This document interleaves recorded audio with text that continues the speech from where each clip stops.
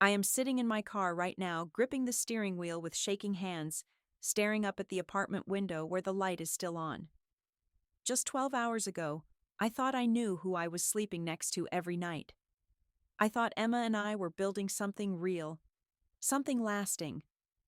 But sometimes the people we love most are the ones who see us as nothing more than convenient. And sometimes it takes a drunk confession to reveal what someone really thinks of you. The worst part is not the betrayal itself, but realizing you have been living a lie for 3 months. Before I tell you what happened that night, I want to know where you are watching this from. Are you on your phone late at night, like I used to do, scrolling through stories to avoid facing your own reality? Hit that like button. If you have ever felt invisible to someone you loved, and do not forget to subscribe because this story gets much more complicated than you think. Trust me, you will want to see how this ends. 3 months ago, my life was completely different. I was Teresa, a 28-year-old marketing manager at a promising tech startup in downtown Austin. I had my routines, my small circle of friends, and a cozy one-bedroom apartment that I had worked hard to afford. I was content, maybe even a little lonely, but I was not looking for love when it found me. It happened at Grind Coffee, the little shop 2 blocks from my office where I grabbed my morning latte every Tuesday and Thursday. I was running late that particular morning, checking emails on my laptop while waiting in line when someone behind me bumped into my chair. I heard the sound of liquid hitting electronics before I saw what happened. Coffee was everywhere. My laptop screen was dripping with what smelled like caramel macchiato, and standing over me was this absolutely mortified woman with paint-stained fingers and the most beautiful green eyes I had ever seen. Her dark hair was pulled back in a messy bun, and she was wearing this vintage band t-shirt that somehow looked both casual and effortlessly cool. "Oh my God, I am so sorry," she kept repeating, grabbing napkins from every available dispenser. "I am usually not this clumsy, I swear. I was just distracted by this phone call, and I did not see your chair and—" She was rambling, which I found endearing rather than annoying. "It is okay," I said, even though my laptop was definitely not okay. "Accidents happen." "No, it is not okay. Let me buy you a new coffee and pay for your laptop repair." She pulled out her phone. "Actually, let me give you my number so I can transfer you money for the damage." That is how I got Emma Walsh's phone number. She was a freelance graphic designer, 26 years old, originally from Portland, but had moved to Austin for the art scene. She texted me that evening to check if my laptop was working, and somehow that conversation turned into us talking until 2 in the morning about everything from favorite movies to childhood fears. Our first date was supposed to be coffee, to make up for the spilled laptop incident. But it turned into dinner, then a walk around Lady Bird Lake, then sitting on a bench talking until midnight. Emma had this way of listening that made me feel like every word I said mattered. She asked follow-up questions about my work that showed she was actually paying attention, not just waiting for her turn to talk. The second date was her idea. She had heard about this new art installation downtown and wanted to know if I would go with her. I knew absolutely nothing about art, but watching Emma explain the pieces, seeing how her face lit up when she talked about color theory and composition, I fell a little bit in love with her passion before I fell in love with her. It was during our third date hiking at Zilker Park when she first held my hand. We were walking down this tree-lined path, and she just reached over and intertwined our fingers like it was the most natural thing in the world. I remember thinking that this must be what people mean when they talk about finding their person.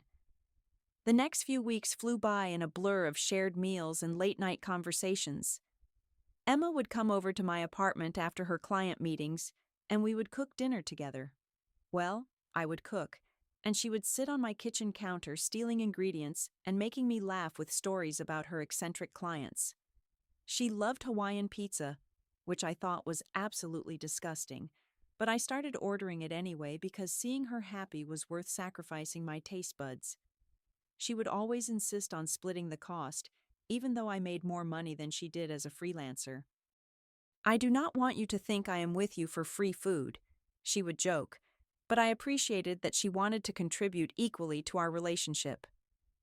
We took a weekend trip to Blue Ridge Mountains in early October. Emma brought her camera and insisted on taking pictures of everything, especially me. I was never comfortable being photographed, but she had this way of catching me off guard when I was genuinely laughing or lost in thought. Looking at those photos later, I could see myself through her eyes, and I looked happy. I looked loved. When we got back from the mountains, Emma started mentioning her friends wanting to meet me. "Sarah keeps asking when I'm going to bring my girlfriend around," she said one evening while we were watching Netflix. Girlfriend. The word sent a warm feeling through my chest that I tried not to analyze too much. She introduced me to her friend group at a brewery in East Austin. They welcomed me, immediately asking about my job and sharing embarrassing Emma stories that made her blush. For the first time in years, I felt like I belonged somewhere beyond just my work life. But then in mid-November, everything shifted. Emma mentioned that her current client was not renewing their contract, and she was worried about money. Her rent was due, and she had been living project to project without much savings. "What if you stayed with me for a while?" I suggested one evening when she was particularly stressed about her finances. "Just until you find something more stable. I have space, and honestly, I would love having you around more often." Emma looked relieved but hesitant. "Are you sure I do not want to impose or complicate things between us?" "You would not be imposing. We practically spend every night together anyway. This would just make it official." She moved in the following weekend, bringing 2 suitcases of clothes and several boxes of art supplies and vintage posters that we hung throughout my apartment. Suddenly, my neutral beige walls had personality. My space became our space, and I loved every minute of it. For the first few weeks, it felt like we were playing house in the best possible way. We developed morning routines where I would make coffee while she showered, and she would have breakfast ready when I got out. We would text throughout our workdays and plan what to cook for dinner. On weekends, we would explore Austin together, finding new coffee shops and vintage stores. But by early December, I started noticing small changes. Emma seemed less interested in physical intimacy. When I would reach for her in bed, she would claim she was too tired or stressed about her job search. When I suggested we stay in and watch a movie, she would often be on her phone texting someone and barely paying attention to the screen. "Who are you always texting?" I asked one evening, trying to keep my voice casual. "Just friends from Portland," she said without looking up. "You know how it is trying to maintain long-distance friendships." I did not know, actually, because I had never been good at keeping in touch with people who were not physically present in my life. But I trusted Emma, so I let it go. December brought more concerning changes that I initially tried to rationalize away. Emma had been job hunting for over a month, but I never saw her actually applying anywhere or going to interviews. When I would ask about her search, she would get defensive and change the subject. The breaking point came when I ran into Marcus, a guy who used to work with Emma at a design agency at Whole Foods. We had met once before at a party, so he recognized me and came over to chat. "How is Emma doing at her new gig?" he asked while we were both in the produce section. "New gig?" I was confused. "She is still looking for work." Marcus looked equally confused. "Really? Because she turned down that position at Creative Solutions like 2 weeks ago. Said it was not the right fit for her career goals." My stomach dropped. I managed to finish the conversation politely, but my mind was racing. Emma had been offered a job 2 weeks ago and turned it down without telling me, while I was paying for groceries, utilities, and rent. When I got home, Emma was on the couch with her laptop, but the screen showed Instagram, not job search sites. "How was your day?" she asked, not looking up. "Interesting.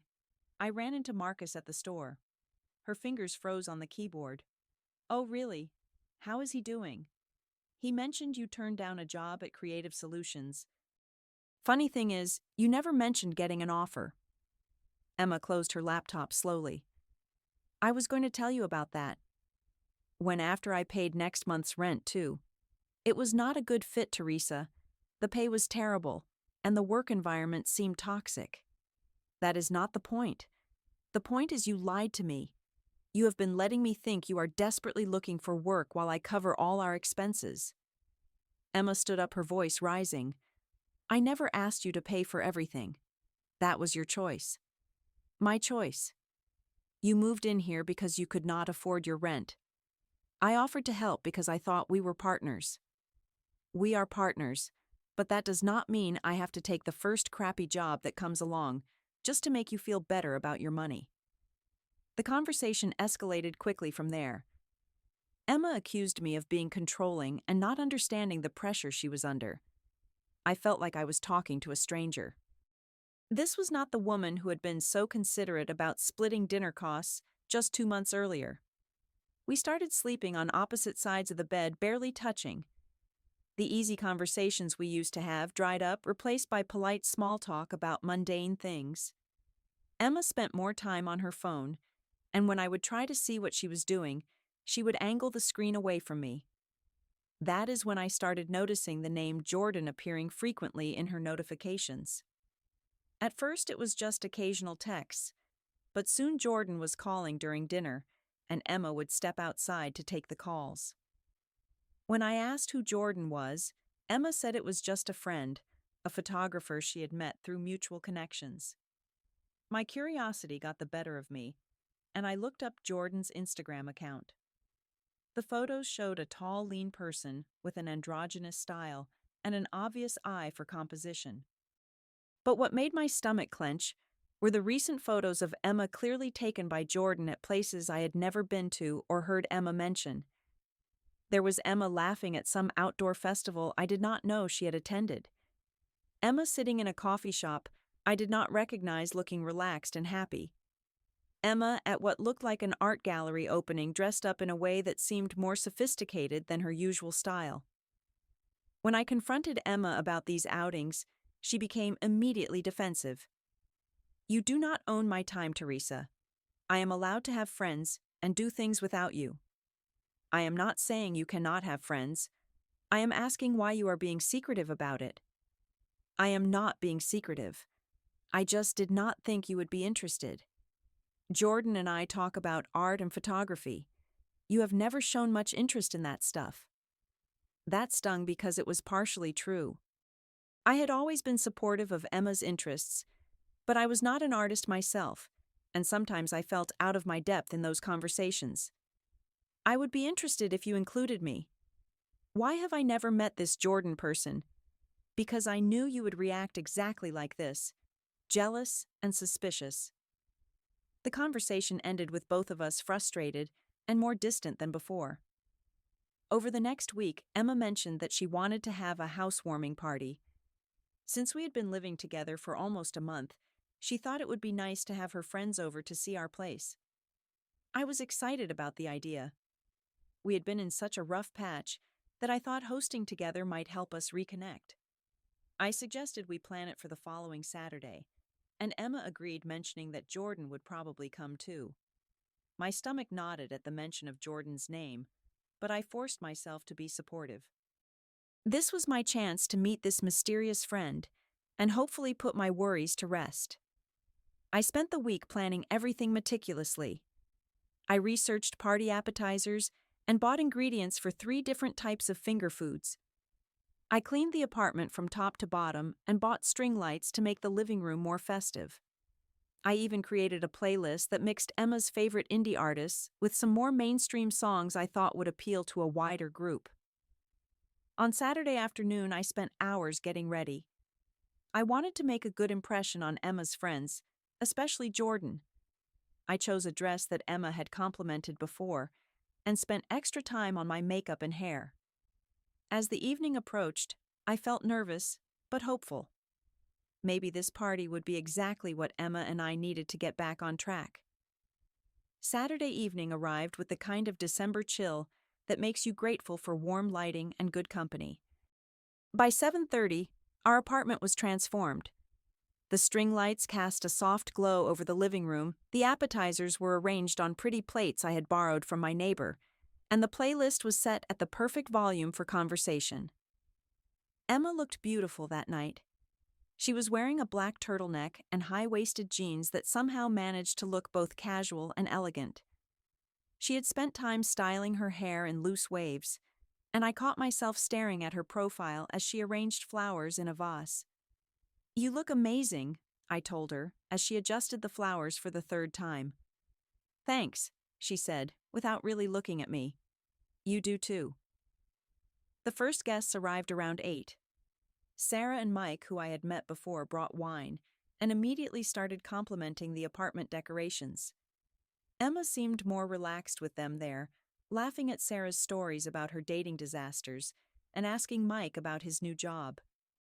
More people filtered in over the next hour. Some I recognized from our brewery night, others were completely new faces. Everyone seemed friendly enough, and I found myself actually enjoying playing hostess, refilling drinks and making sure everyone had enough food. Then Jordan arrived. I was in the kitchen rearranging appetizers when I heard Emma's voice change. It became brighter, more animated in a way I had not heard in weeks. I looked up to see a tall person with short dark hair and perfect cheekbones standing in our doorway, holding a bottle of wine and looking completely at ease. Emma practically bounced over to greet them, and I watched as Jordan leaned down to kiss both of Emma's cheeks in a way that seemed both casual and intimate. They were wearing a fitted leather jacket over a simple white t-shirt and somehow managed to look effortlessly cool in a way that made me suddenly self-conscious about my carefully planned outfit. "Jordan, this is Teresa," Emma said, bringing them over to the kitchen. "Teresa, this is Jordan." Jordan extended a hand and smiled. "So nice to finally meet you. Emma has told me so much about you." "Likewise," I said, though Emma had barely told me anything about Jordan beyond the fact that they existed. "Your place is gorgeous," Jordan continued, looking around the apartment. "Emma said you have great taste, but this is even better than I imagined." I felt a small flush of pride, but it was quickly overshadowed by the realization that Emma and Jordan had been discussing my apartment, and by extension, me in conversations I was not part of. As the evening progressed, I found myself watching Emma and Jordan's interactions with growing unease. They had an easy rapport that spoke of inside jokes and shared experiences. Jordan would reference something that would make Emma laugh, and I would realize I had no context for understanding what was funny. When Jordan complimented the music selection, Emma immediately gave them credit for introducing her to half the artists on the playlist. When someone asked Jordan about their photography work, Emma jumped in with detailed knowledge about their recent projects and exhibitions. The most uncomfortable moment came when Sarah's boyfriend asked Emma how long we had been together. "About 3 months," Emma said, but then quickly turned to Jordan. "How long have you been in Austin now?" "Just about 2 months," Jordan replied. Emma was actually one of the first people to show me around the city. I felt a chill that had nothing to do with the December weather. Emma had been showing Jordan around Austin while barely leaving our apartment with me over the past month. Later in the evening, I overheard part of a conversation between Jordan and one of Emma's other friends. "You two seem to have great chemistry," the friend said, and I assumed they were talking about Emma and me until I realized they were looking at Emma and Jordan, who were standing close together near the window. "We just connect on an artistic level," Jordan said, but their body language suggested something deeper. I excused myself to the bathroom and spent several minutes staring at myself in the mirror, trying to process what I was witnessing. Was I being paranoid, or was there something happening between Emma and Jordan right in front of me? When I came back out, I noticed that several people had started to leave.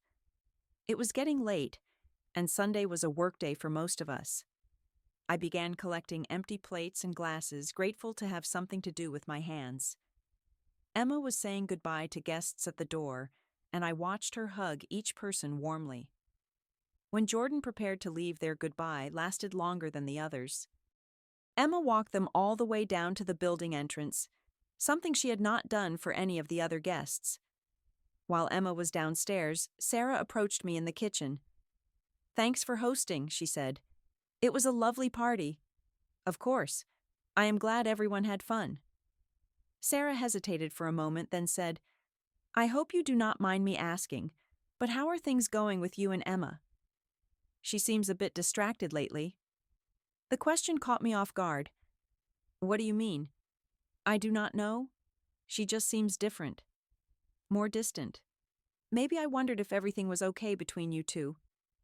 Before I could respond, Emma returned slightly out of breath from the cold. Jordan get off okay? Sarah asked. Yeah, just made sure they found their car, Emma said, but she was avoiding eye contact with me. After Sarah and Mike left, Emma and I began cleaning up in relative silence. The apartment felt too quiet after all the laughter and conversation, and the string lights that had seemed so festive earlier now felt harsh and exposing. That went well, Emma said, loading glasses into the dishwasher. Did it? I asked. She looked up sharply. What is that supposed to mean? Nothing. I just noticed you and Jordan seem very close. Emma slammed a plate down harder than necessary. Here we go again. I am not trying to start a fight, Emma. I am just observing that you two have a connection I did not know about. Jordan is my friend. We talk about art and photography and things we have in common. I am sorry if that threatens you. It does not threaten me.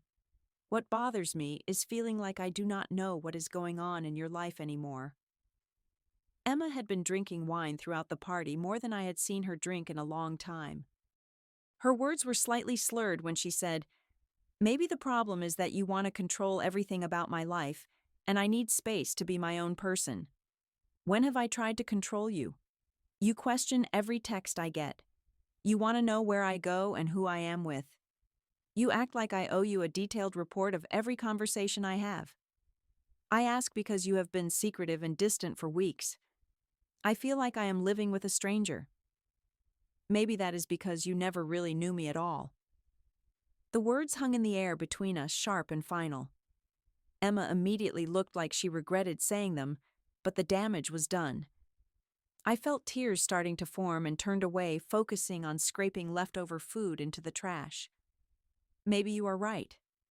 Emma came up behind me and put her hand on my shoulder. Teresa, I did not mean that. I shrugged away from her touch. Yes, you did. And maybe it is true.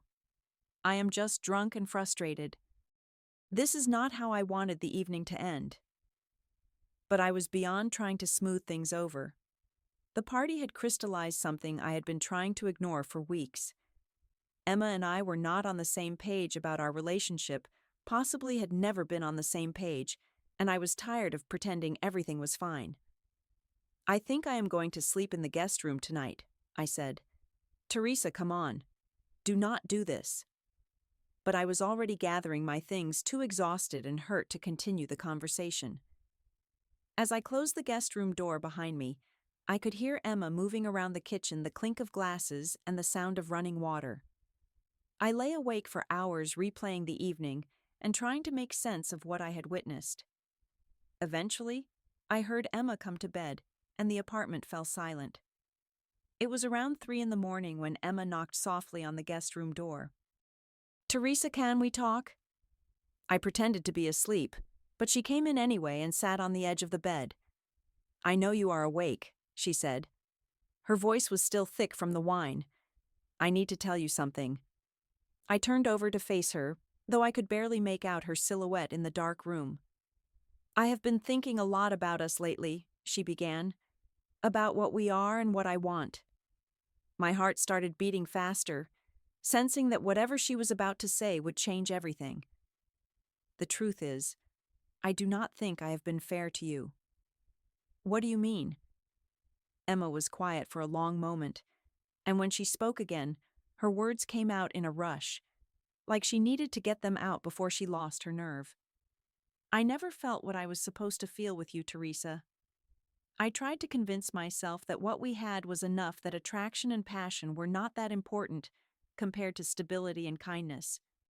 But being around Jordan has made me realize what I have been missing. My stomach dropped, but she continued before I could respond. You want to know the truth? I was never attracted to you. Not really. I thought maybe those feelings would develop over time, but they have not. I never felt anything real. I just needed a place to stay, and you were convenient. The words hit like a physical blow. I felt like all the air had been sucked out of the room. And Jordan, I managed to ask. Jordan makes me feel alive in ways you never could. When I am with them, I feel like myself again. I feel desired and interesting and beautiful. Emma tried to reach for my hand, but I pulled away. I did not mean to hurt you, she said. I was trying to figure out how to tell you, but then tonight with the wine and the party, and seeing you try so hard, I could not keep pretending anymore. I stared at her in the darkness, processing the fact that the person I had fallen in love with had been essentially using me for housing while developing feelings for someone else. So what now? I asked. I do not know. I mean, I care about you, Teresa. You are a good person, and you have been so generous with me. But I cannot keep living this lie. Emma waited for me to say something, but I had no words. Everything I thought I knew about our relationship had just been revealed as an elaborate performance on her part. Can we talk about this more in the morning when I am sober? She asked. Maybe we can figure out a way to make this work. Make what work? I do not know. Maybe we can be friends. Or maybe I can stay here a bit longer until I figure out my living situation. I know this is a lot to process. I could not believe what I was hearing. Even in the midst of destroying our relationship, Emma was still trying to figure out a way to maintain the benefits of living with me. Just go to bed, Emma, I said finally. Are you sure you do not want to talk about this now? I am sure. She hesitated for another moment, then leaned over and kissed my forehead. I really am sorry, Teresa. I never wanted to hurt you. After she left, I lay in the dark, feeling completely numb. Every conversation we had ever had, every moment of intimacy, every time she had said she cared about me, all of it was suddenly recontextualized. I had been a temporary solution to her housing problem, nothing more. But as the shock began to wear off, something else started to take its place. Not sadness exactly, but a cold, clear anger. Emma had spent 3 months lying to me, spending my money living in my apartment, and developing feelings for someone else, all while letting me believe we were building a future together. And even now in her confession, she was still thinking about how to maintain the situation that benefited her most. As I listened to Emma settle into our bed, probably relieved that she had finally told me the truth, I started to form a plan. If Emma thought she could use me as a convenient placeholder while she pursued someone else, she was about to learn that convenience can disappear very quickly. I was done being anyone's backup plan. I did not sleep at all that night. Instead, I lay in the guest room bed staring at the ceiling and methodically planning what I was going to do. Emma's words kept echoing in my head. I was never attracted to you. You were convenient. The more I thought about it, the clearer my path became. Emma wanted to use me fine, but she was about to discover that using people has consequences. Around 4 a.m, when I was certain Emma was asleep, I quietly got up and began gathering my things. I had been slowly moving some of my belongings into the guest room over the past few weeks anyway, so most of my clothes and personal items were already there. I packed systematically, starting with essentials work clothes for the week, toiletries, important documents, my laptop. Then I moved to sentimental items, photos of my family jewelry. My grandmother had given me books I had collected over the years. Emma was a heavy sleeper, especially after drinking, so I was able to make several trips to my car without waking her. Each time I loaded another bag into my trunk, I felt a little lighter, a little more free from the toxic situation I had been unknowingly trapped in. But simply leaving was not enough. Emma had made it clear that she saw me as convenient someone she could use for financial stability while pursuing her real interests elsewhere. If convenience was what our relationship had been built on, then the loss of that convenience should be her wake-up call. I started with the practical things. I logged into our utility accounts and scheduled disconnection for Monday morning. The electricity, gas, water, and internet were all in my name since Emma had no credit history in Austin. I printed out the disconnection confirmations and left them neatly stacked on the kitchen counter where Emma would see them. Next, I changed the Wi-Fi password and logged into the Netflix account that Emma had been using daily. I removed her profile and changed the main password. Small things, but Emma would notice them immediately. I opened the refrigerator and began methodically packing all the food into coolers and bags. Groceries I had bought, meal prep I had done for the week, leftover wine from the party that I had paid for. If Emma wanted to live independently, she could start by feeding herself. The lease was month to month, which had seemed like a good idea when I first moved in, but now worked perfectly for my purposes. I drafted a 30-day notice to vacate and left it on the kitchen counter with the utility disconnection notices. Then I sat down and wrote a letter to Emma. Not an emotional outpouring, but a clear factual account of what would be happening. Emma, by the time you read this, I will be gone. Since you admitted that our relationship was based on convenience rather than genuine feeling, I am removing that convenience. The utilities will be disconnected Monday morning. The lease notice is on the counter. You have 30 days to make other arrangements. I wish you the best in finding someone who makes you feel the way Jordan does. Teresa. I left the letter propped against the coffee maker somewhere she would definitely see it when she woke up hungover and looking for caffeine. The hardest part was removing Emma's spare key from my keychain and leaving my key to the apartment on the dresser in our bedroom. I stood in the doorway for a moment, watching Emma sleep peacefully, completely unaware that her convenient living situation was about to disappear. She looked so peaceful, so innocent, that for a brief moment, I almost felt guilty about what I was doing. But then I remembered her words. I was never attracted to you. You were convenient. The guilt evaporated. My last stop was Emma's phone, which was charging on her nightstand. I scrolled through her contacts until I found Jordan's number and sent a quick text. Emma is going to need a place to stay. Her current situation is not working out. Thought you should know. I deleted the message from Emma's sent folder, so she would not know I had contacted Jordan, but I wanted to make sure her backup plan was aware of the situation. If Emma and Jordan had such a strong connection, they could figure out the housing situation together. By 5:30 in the morning, my car was completely loaded with everything that mattered to me. I took one last look at the apartment that had briefly felt like home, then quietly closed the door behind me. I drove to a 24-hour diner and sat in a corner booth, drinking coffee and watching the sunrise through the window. My phone was turned off because I did not want to deal with Emma's reaction until I had processed everything myself. The exhaustion from not sleeping finally caught up with me, but underneath it was something I had not felt in months: relief. The constant anxiety about Emma's moods, the walking on eggshells around her job situation, the feeling of being shut out of her real life, all of it was gone. Around 8 in the morning, I checked into a hotel near my office. It was expensive, but I needed somewhere comfortable to stay while I figured out my next move. The first thing I did was take a hot shower, and for the first time in weeks, I felt like I could breathe freely.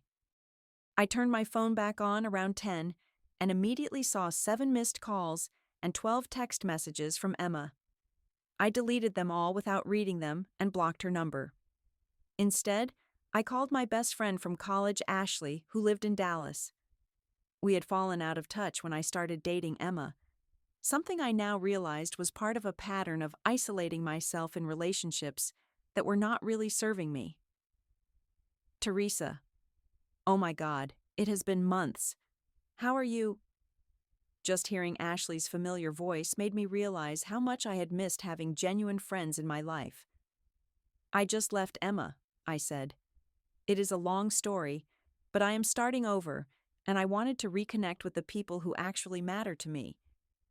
We talked for an hour, and Ashley did not ask for all the details or try to give me advice about fixing the relationship. She just listened and reminded me of who I was before Emma, back when I was confident and independent and did not need anyone else's validation to feel worthwhile. Over the next few days, I threw myself into building a new life. I contacted a realtor about finding a studio apartment something smaller than what I had been sharing with Emma, but completely mine. I applied for a promotion at work that I had been considering for months, but had put off because Emma had been discouraging about the increased hours it would require. The promotion interview went better than I expected. My supervisor mentioned that I had seemed more focused and energetic lately, and I realized that removing the constant stress of my relationship with Emma had freed up mental space I did not even know I was missing. I also started reconnecting with friends I had neglected. Ashley came down for a weekend visit, and we spent Saturday exploring Austin like I was a tourist in my own city. I had forgotten how much I enjoyed discovering new places and trying new experiences. One evening, about 3 months after I left Emma, I was having coffee with Ashley when I noticed a familiar figure at the counter. Jordan was ordering a drink, looking as effortlessly cool as ever in their leather jacket and perfectly styled hair. They noticed me and came over to the table looking slightly uncomfortable. "Teresa, right from Emma's party." "That is right. Jordan, is it not?" "Yeah. Listen, I wanted to say something to you. Emma mentioned what happened between you two, and I wanted you to know that I had no idea you were still in a serious relationship when we started hanging out." I studied Jordan's face looking for signs of deception, but they seemed genuinely sincere. "Emma told me you two were more like roommates who were figuring things out," Jordan continued. "She said you both knew it was not working romantically. I would never have gotten involved if I had known the real situation." "What is the real situation now?" I asked, more curious than hurt. Jordan sighed. "Complicated. Emma moved back in with her parents in Portland after the lease thing did not work out. We tried the long-distance thing for a while, but honestly, I think Emma has some issues she needs to work through before she can be in a healthy relationship with anyone." Issues. She has a pattern of using people and then moving on when something better comes along. I found that out the hard way. I felt a strange sense of validation hearing this. Emma's treatment of me had not been personal, it was just who she was. "I am sorry you had to deal with that," I said. "I am sorry you did too. For what it is worth, Emma spoke about you like you were a good person who deserved better than what she was giving you." After Jordan left, Ashley looked at me expectantly. "How do you feel?" she asked. "Honestly, fine. Maybe even a little sorry for both of them." And I meant it. The anger I had felt toward Emma had transformed into something closer to indifference. She was someone who had briefly been part of my life, but she was not someone who could hurt me anymore. The promotion came through 2 weeks later, along with a significant salary increase and the opportunity to work on projects that actually excited me. I found a beautiful studio apartment in a neighborhood I loved, with exposed brick walls and huge windows that filled the space with natural light. I started taking photography classes on weekends, something I had always been interested in, but never pursued. I joined a hiking group and met people who shared my love of being outdoors. I began dating again casually at first, but with a much clearer sense of what I was looking for in a partner. Most importantly, I learned to trust my instincts. When someone shows you who they are through their actions, believe them the first time. When someone treats your generosity like an entitlement, stop being generous. When someone makes you feel invisible in your own life, make them invisible in yours. 6 months after that night, when Emma drunkenly confessed that I had never been anything more than convenient to her, I realized that her honesty had been the best gift she could have given me. Not because it felt good to hear, but because it forced me to stop settling for someone who could not see my worth. I am single now, but I am not lonely. I have friends who value me, work that fulfills me, and a home that is entirely my own. Most importantly, I have learned the difference between being alone and being lonely, and I would rather be alone than be with someone who sees me as convenient. The apartment Emma woke up to that Sunday morning was not just empty of my belongings. It was empty of the convenience she had been taking for granted, the financial security she had been assuming would always be there, and the emotional labor I had been providing while getting nothing genuine in return. That empty apartment was not punishment. It was freedom for both of us. Sometimes the most loving thing you can do for yourself is walk away from someone who takes your love for granted, even when they have not realized they are taking it for granted. Sometimes the best gift you can give someone is the opportunity to face the consequences of their choices without you there to cushion the fall. Emma needed to learn that other people are not just convenient solutions to her problems, and I needed to learn that my worth is not determined by someone else's ability to see it. The empty house Emma woke up to was not revenge.